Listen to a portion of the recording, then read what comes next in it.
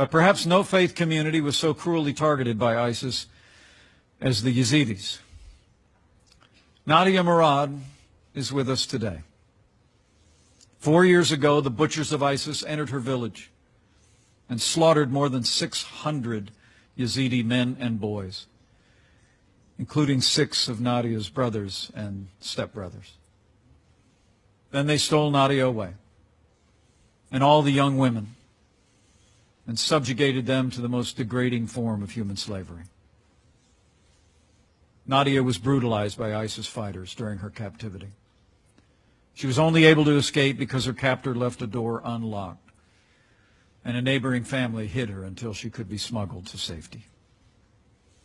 But too many of her Yazidi sisters weren't so lucky. And thousands of Yazidis remain missing to this day or in ISIS captivity. To Nadia, I say, we are honored by your presence. We are inspired by your courage.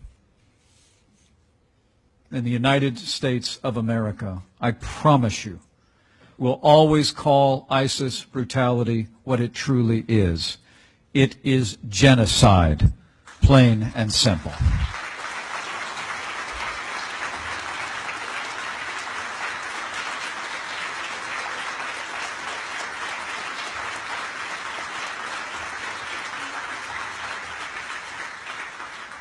Nadia, thank you for being with us and for your courage.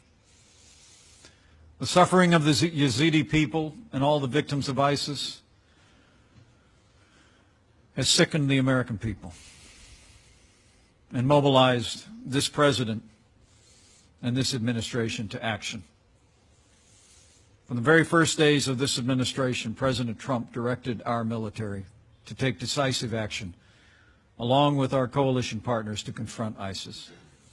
And thanks to the courage of our armed forces, I am proud to report that ISIS is on the run.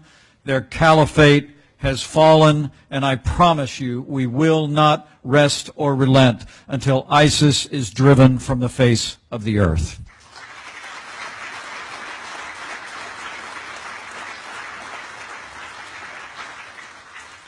But victory in combat is only half the battle.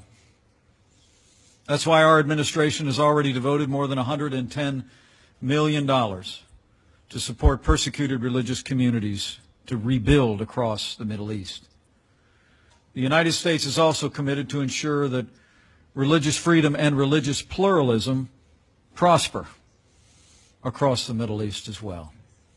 To that end, America is launching a new initiative that will not only deliver additional support to the most vulnerable communities, but we trust that it will also embolden civil society to help stop violence in the future. It's my privilege as Vice President to announce today that the United States of America will establish the Genocide Recovery and Persecution Response Program effective today.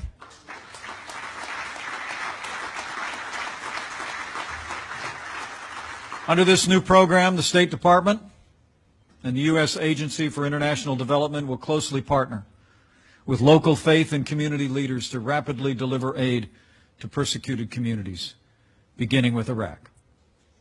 Crucially, this support will flow directly to individuals and households most in need of help.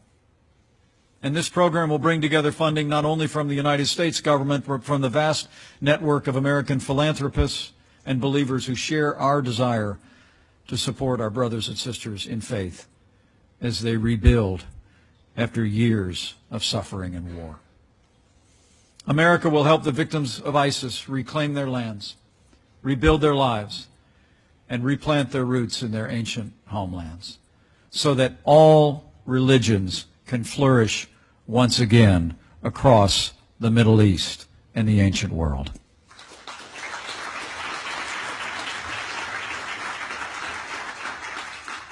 America will always stand for religious freedom, and we will always speak out boldly wherever and whenever it's threatened.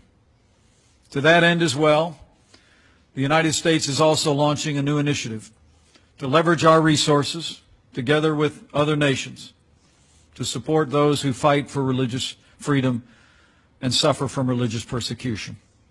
And today I'm also pleased as Vice President to announce that the United States will launch the new International Religious Freedom Fund.